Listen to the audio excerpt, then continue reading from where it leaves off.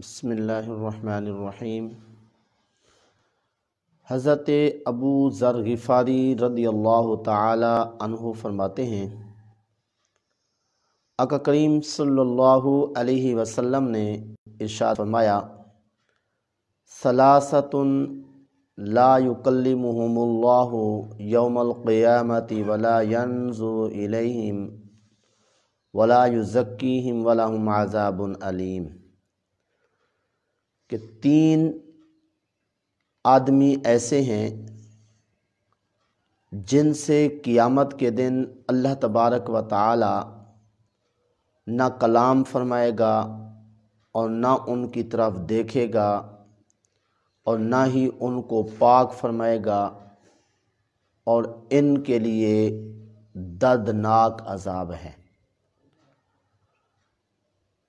قال فقرأہا ثلاث مرار، راوی فرماتے ہیں آقا کریم صلی اللہ علیہ وسلم نے یہ کلمات 3 مرتبہ ارشاد فرمائے۔ حضرت ابو ذر غفاری رضی اللہ تعالی عنہ نے عرض کی، خابوا و خسروا من ہم یا رسول اللہ، آقا یہ ذلیل ہوئے اور ناکام ہوئے یہ بدبخت ہیں کون؟ آقا کریم صلی اللہ علیہ وسلم نے ارشاد فرمایا، المسبل، ٹخنوں سے نیچے کپڑا لٹکانے والا،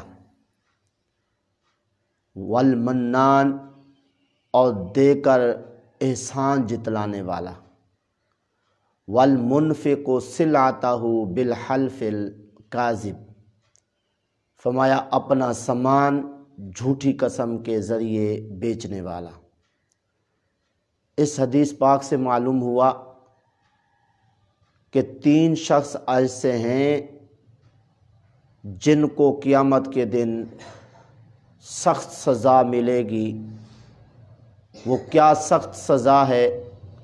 اللہ تعالیٰ کا ان سے کلام نہ فرمانا، اللہ تعالیٰ کا نظر رحمت سے ان کو نہ دیکھنا، اور ان کو گناہوں سے پاک نہ کرنا، اور ان کو دردناک عذاب دینا، یہ سب سے بڑھ کر عذاب ہے۔ کیونکہ کفار کو جو سخت سزا دی جائے گی ان کو بھی یہی سزا ملے گی کہ اللہ تعالیٰ کلام نہیں فرمائے گا، نظر رحمت سے نہیں دیکھے گا، گناہوں سے پاک نہیں فرمائے گا، دردناک عذاب دے گا۔